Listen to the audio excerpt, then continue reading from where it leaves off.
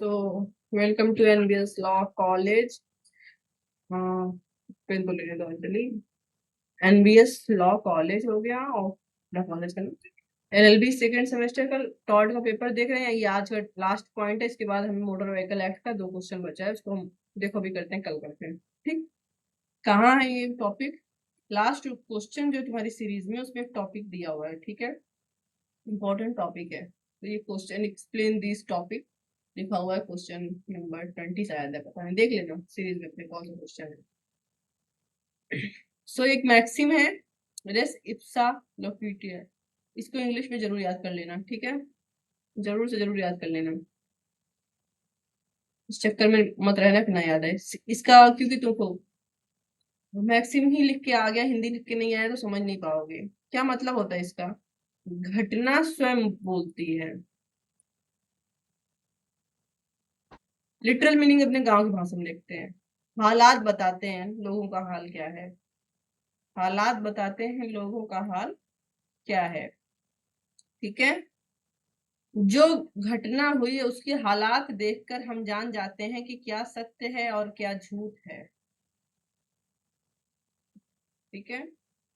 चलो Latin phrase देख लेते हैं। res ipsa loquitur is a Latin phrase meaning the thing speaks for itself or the event is the evidence of itself. क्या है? यह एक लैटिन वाक्य है जिसका अर्थ होता है कि घटना अपने लिए स्वयं बोलती है या घटना अपने लिए स्वयं साक्ष्य देती है, ठीक है। The doctrine states that in some cases the nature of the incident itself indicates the negligence, even if there is no direct evidence that the defendant acted negligently. कुछ केसों में क्या होता है, साक्ष्य तो नहीं होता है, बट परिस्थितियों को देखकर पता चल जाता है कि ये काम कैसे हुआ, ये घटना कैसे घटी है, कैसे किसी ने उपेक्षा किया है, ठीक है, किसकी गलती है। फॉर एग्जाम्पल, रियल एग्जाम्पल जब बहुत इंपॉर्टेंट है। क्यों इंपॉर्टेंट है? क्योंकि ये जो सिद्धांत था ना, ये जो सिद्धांत है, घटना स्वयं प्रमाण देती है, ये जिस केस में दिया गया था, हमने कई बार चर्चा की है कि टॉल्ड को कहीं लिखा नहीं गया है, इंग्लिश लॉ से आया, डेवलप हुआ है। और कोर्ट जो जजमेंट देता है ऐसे कॉमन लॉ के सब्जेक्ट के बारे में जिसपे कोई लॉ लिखित नहीं है, वहीं से धीरे धीरे डेवलप होता है। तो किसी ना किसी केस में कोई ना कोई सिद्धांत दिया जाता है। तो जिस केस में ये सिद्धांत दिया गया था उसका एग्जाम्पल भी कुछ ऐसे ही था। अभी वो हम लोग केस देखेंगे। क्या है ये वाला एग्जाम्पल? अगर छत पर से क्या कहते हैं, if a brick falls on a person foot, एक इंसान के पैर पर एक पत्थर अगर गिर जा रहा है, it is reasonable to assume that this was due to negligence even if there is no eyewitness to who dropped the brick. अगर एक व्यक्ति जा रहा है और कोई उसके ऊपर पत्थर फेंकता, पत्थर आके उसके ऊपर, उसके पैर पर कहीं गिरता है, ठीक है, कहीं उसको चोट लगती है, पत्थर क्या है, कहीं दूर से आ रहा है, ऊपर से आ रहा है, बगल से आ रहा है, तो भले कोई वहां पे साक्षी नहीं है देने के लिए, लेकिन घटना को देख के पता चल जाएगा, घटना के तथ्य से, कि किसी न किसी ने जानबूझकर पत्थर फेंका है, चाहे जानबूझकर फेंका है चाहे उपेक्षा से फेंका है, बट फेंका है, ठीक है। जो चीज हमने तुमको भी इंग्लिश में बताई सेम सब उसका हिंदी है। चलो किस केस में आया था, तो मैंने कहा किसी न किसी केस में आता है, वेरी इंपॉर्टेंट केस, ठीक है।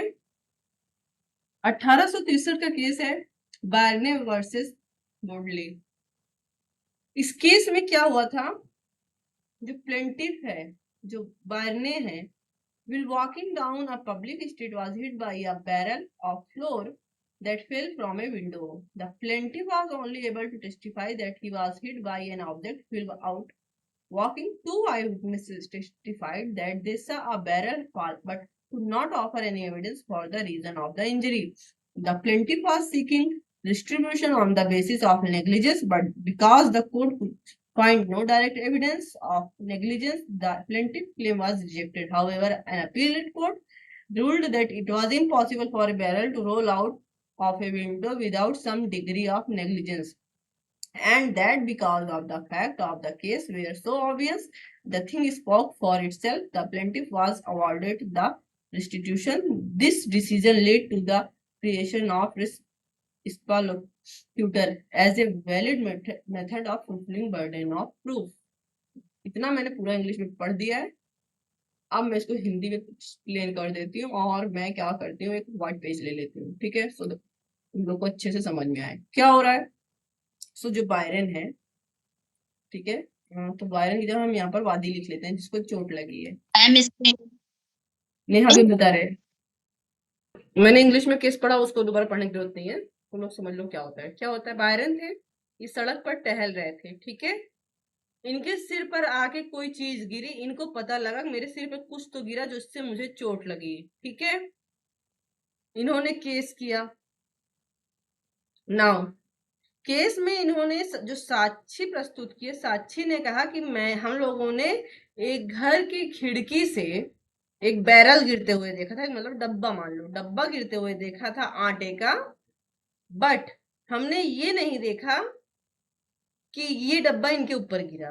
बट जब हमने डब्बा गिरते देखा उसी समय उनको, ये उसी जगह पे थे और इनको उसी समय चोट आई, है ना। तो इन्होंने क्या किया था, वादी ने जिसके घर से इन लोगों ने डब्बा गिरते हुए देखा था उसी के खिलाफ केस किया था, है ना। ना जब नॉर्मल कोर्ट थी जहां पर इन्होंने केस किया, उन्होंने कहा डायरेक्ट एविडेंस है ही नहीं, डायरेक्ट एविडेंस नहीं है कि आपके ऊपर क्या हुआ था, प्रतिवादी के घर से ही डब्बा गिरा था, ठीक है, इसलिए आपको कोई क्षतिपूर्ति नहीं मिलेगी, ठीक। इन्होंने अपील किया ना, जब अपील गया तो अपील कोर्ट ने कहा भैया तो क्या डब्बा इनके छत से नहीं अपने आप गिर गया था, इनके छत से डब्बा गिरा है तो अपने आप गिरा नहीं होगा, इन्होंने क्या किया है, नेग्लिजेंस किया है, उपेक्षा की है, ये माना जाएगा क्योंकि यहाँ घटना स्वयं बता रही है। अगर इनका डब्बा नहीं गिरा होता तो वादी को चोट नहीं लगती, और डब्बा अगर गिरा है तो भले इन्होंने नहीं देखा, लेकिन चूंकि समय की परिस्थिति वही है, साक्षी को अगर जिन्होंने डब्बा गिरते हुए देखा, अगर दोनों को जोड़ दिया जाए तो ये साफ साफ साबित हो रहा है कि इन्हीं के डब्बे से वादी को चोट लगा है। और जब डब्बा गिरा है तो प्रतिवादी की गलती से ही गिरा है, प्रतिवादी की उपेक्षा से गिरा है, उसके तो हाथ पैर है नहीं कि सुसाइड कर रहा था कूद गया। तो ये वाली लाइन मत लिखना, हम एक्स्ट्रा एक्सप्लेन करने के लिए बता रहे थे, ठीक है। ये लिखना है प्रतिवादी की उपेक्षा से गिरा होगा। तो क्या है, यहाँ घटना खुद ही बता रही है कि क्या हुआ है, स्थितियां देख के पता चल जा रहा है कि प्रतिवादी ने लापरवाही की है, उसकी लापरवाही से क्या हो रहा है, प्रतिवादी ने लापरवाही की है और इसकी लापरवाही से डब्बा नीचे गिरा बैरल और वादी को चोट लगी है, ठीक है, अब वादी को क्षतिपूर्ति मिलेगी। नाउ ये वाला केस भी याद रखना अच्छे से, देखो केस तुमको ये सारे याद रखने जो हर केस, एक एक केस हम बता रहे हैं, हम ज्यादा केस इसीलिए नहीं बताते, ठीक है। ये वाला केस याद कर लोगी और मान लो ये ना टॉपिक नहीं आया, बट उपेक्षा उपेक्षा या जरूर आएगा, नेग्लिजेंस, तो ये वाला वहां पे लिख देना, ठीक है, ये सिद्धांत भी तुम लिख सकती हो, ठीक है। केस, चलो देखो वही केस है, हिंदी में कहानी है, ठीक। आवश्यक एलिमेंट क्या है, हिंदी में देख लेते हैं। घटना की प्रकृति कैसी है, घटना नेचुरल थी या उपेक्षा से थी, तो जाहिर सी बात है कैसी होनी चाहिए घटना, उपेक्षा से होनी चाहिए, ठीक है। घटना की नेचर कैसा होना चाहिए, उपेक्षा होना चाहिए, ये पहला एलिमेंट हुआ। घटना की प्रकृति कैसी होनी चाहिए, नेग्लिजेंस होनी चाहिए, उपेक्षा होनी चाहिए, जिसको लापरवाही गूगल ने ट्रांसलेट किया, शब्द सही है, एग्जाम तुम्हारे बुक में उपेक्षा लिखा है, ठीक है। दूसरा क्या है, जिसने उपेक्षा की है, अगर उसने ऐसी उपेक्षा नहीं की होती, उसने नियंत्रण रखा होता, नहीं सॉरी, जिसने उपेक्षा की है, फॉर एग्जाम्पल ए को चोट लगा था ना बी का बैरल गिरने से, तो यहाँ पर ये जो घटना थी, जो बैरल गिरा, जो डब्बा गिरा था, उस पर किसका कंट्रोल था, प्रतिवादी का, है ना। और जिसको चोट लगी वादी का, उस पर किसी प्रकार का कंट्रोल नहीं था। हाँ, ज्यादा से ज्यादा वो क्या कर सकता था, सड़क पे घूम नहीं सकता था, वॉक करने नहीं जा सकता था, उसको सपना थोड़ी आया था कि मैं जा रहा हूँ मेरे सर पे खजूर गिर जाएगा या नारियल गिर जाएगा, है ना, या डब्बा गिर जाएगा, मतलब जो, तो वादी का उस पर कोई कंट्रोल ना हो, उस सिचुएशन पे, उस घटना पे, और प्रतिवादी का उस पर कंट्रोल हो। तो पहला क्या हो गया, नेचर कैसा होना चाहिए, इस सिद्धांत को पूरा होने के वो कैसे होने चाहिए? प्रतिवादी की लापरवाही से होनी चाहिए, ठीक है। उस घटना पर प्रतिवादी का नियंत्रण होना चाहिए। प्रतिवादी चाहता तो वो लापरवाही रोक सकता था, बट वादी का, जिसको चोट लग रही है, उसका कोई नियंत्रण नहीं होना चाहिए, ठीक है। और घटना, देखो लापरवाही फिर से आ गया, ठीक है। और वो घटना पूर्णतः सिर्फ लापरवाही की ही देन हो, किसी प्रकार की एक्सीडेंट इत्यादि की नहीं, ठीक है। चलो एग्जाम्पल मैंने यहाँ लिखा हुआ, आई डोंट थिंक मैंने यहाँ हिंदी किया होगा, तो मैं बता रही हूँ क्या हुआ है। अगर एक हवाई जहाज क्रैश कर जाए, जैसे भी हो गया, बट मैंने तो इसको कहीं से लिया है तो फिर है ना। अब हवाई जहाज क्रैश हो गई, ठीक है, बिना किसी कारण के, ना उसमें कोई बाहरी किसी ने अटैक किया, ना कुछ भी मिसाइल लगाई, है ना। तो घटना स्वयं साक्ष्य दे रही है कि जो जहाज उड़ाया गया था, उड़ाने से पहले उसके साथ कोई लापरवाही हुई थी, ठीक है, उसकी टेकिंग केयर में वगैरह में, ठीक है। क्योंकि मेरे हस्बैंड जो है छोड़ो, है ना। तो हम ये मान लेंगे कि नेग्लिजेंस के कारण हुआ है, घटना स्वयं बता रही है, ठीक है ना। एक डॉक्टर है, वो मरीज का इलाज कर रहा है, इलाज करने में उसको ठीक करने की जगह उसको और घायल कर देता है, ठीक है। तो यहाँ हमें सबूत की जरूरत नहीं है कि नर्स हो या डॉक्टर हो या मरीज आके गवाही दे, ठीक है। घटना स्वयं बता रही है कि लापरवाही हो रही है। लास्ट ईयर ही शायद था, बिहार का एक केस मैंने देखा था। वो लड़की अपने कान का इलाज कराने गई थी, ठीक है।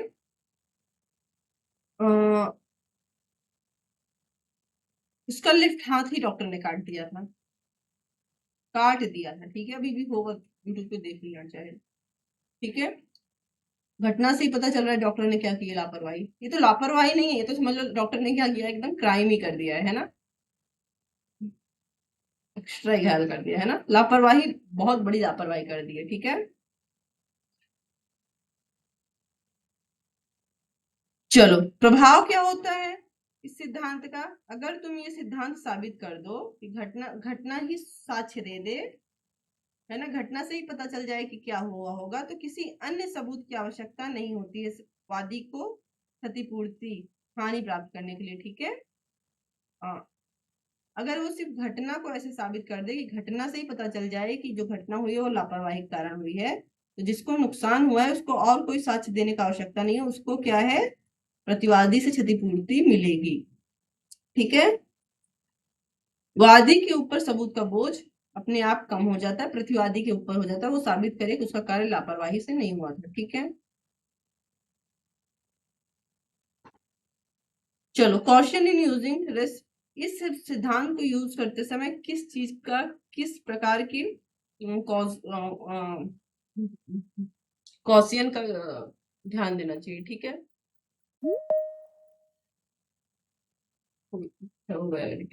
This principle applies only in cases where the nature of the incident itself indicates negligence. ये सिद्धांत सिर्फ वही लागू होगा, तो जो हमने एलिमेंट्स देखा था लगभग वही है, ठीक है। जहां पर घटना से देखकर पता चल रही है कि घटना किससे हुई है, लापरवाही से हुई है, ठीक है। सेम टू सेम फैक्ट है, दोबारा लिख सकते हो, एक बार एलिमेंट बता के, दूसरी बार क्या कहाँ पे लागू होगा बता के, ठीक है। फिर क्या हो रहा है,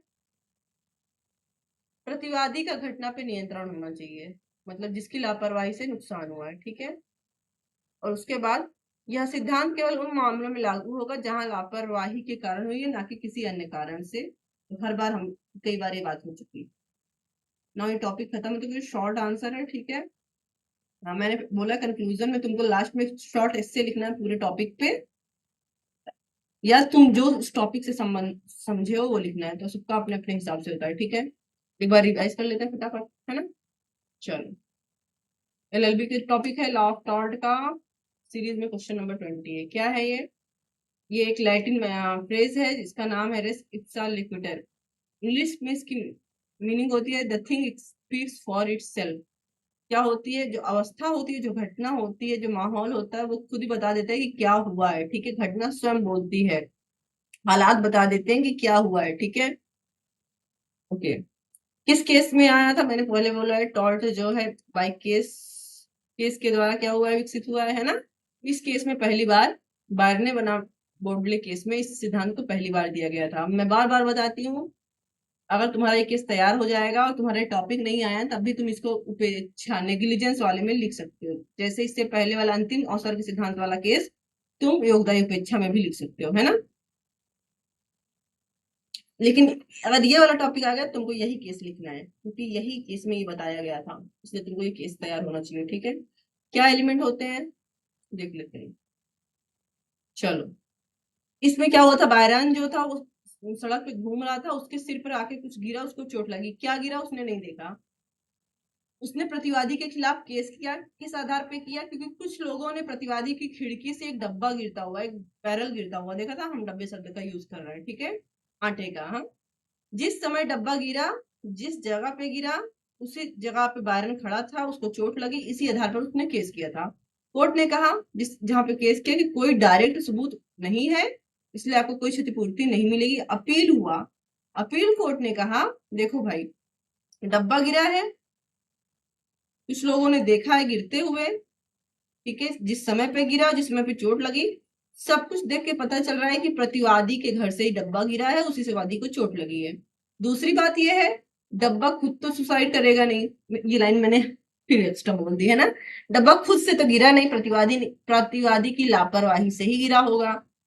घटना देख के ही पता चल रहा है कि कुछ ना कुछ इसको प्रतिवादी रोक सकता था। अगर वो सही से डब्बा रखता है, खिड़की बंद करके रखता तो डब्बा नहीं गिरता, सड़क के लोग आते जाते हैं, उनको चोट नहीं लगती है ना।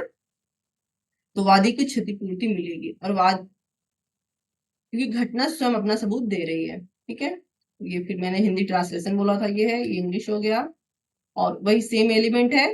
घटना का नेचर कैसा होना चाहिए, लापरवाही पूर्ण होना चाहिए। ठीक है, किसके नियंत्रण में होना चाहिए घटना, प्रतिवादी के, वादी के नियंत्रण से बाहर ही होना चाहिए। जिसके कारण क्षति हो रही है वो उस घटना को रोकने के लायक था, बट उसने रोका नहीं, क्या किया, लापरवाही किया, इसीलिए घटना हुई। ठीक है, एग्जाम्पल हमने देखा, मान लो फॉर एग्जाम्पल अगर एरोप्लेन का एक्सीडेंट हो जाता है, एरोप्लेन का, और बिना किसी बाह्य हस्तक्षेप के, फॉर मान लो कि बर्ड ने भिड़ी या किसी ने रॉकेट नहीं मारा है कुछ भी कारण से और हो जा रहा है, तो फर्स्ट प्रेजम्पशन क्या लगाया जाएगा कि लापरवाही से जहाज उड़ाया गया था। दूसरा, डॉक्टर के पास कोई इलाज कराने गया, इलाज होने की जगह उल्टा घायल हो गया, तो डॉक्टर ने क्या किया है, लापरवाही की है ना, देख के पता चल रहा है ना। क्या इफेक्ट होता है इसका, इसका इफेक्ट ये होता है कि अगर वादी ये साबित कर दे कि घटना से ही सबूत मिल जाए, घटना ही साक्ष्य दे रही है कि क्या हुआ था, घटना से ही पता चल रहा है, तो उसको दूसरा साक्ष्य देने की जरूरत नहीं होती। उसके ऊपर क्या होता है, सबूत का भार जो होता है वो कम हो जाता है। सबूत का भार क्या है, एविडेंस में देखेंगे, कुछ दिन में बताया। ठीक है, फिर से देख रहे हैं, तभी लागू होगा जब घटना लापरवाही नेग्लिजेंस से संबंधित हो। ठीक है, प्रतिवादी का घटना पर नियंत्रण था, बट उसने क्या किया, लापरवाही को नहीं रोका, और उसकी लापरवाही के कारण क्या हो गई, घटना हो गई। चलो, ये हो गया तुम्हारा टॉपिक है। क्वेश्चन करो।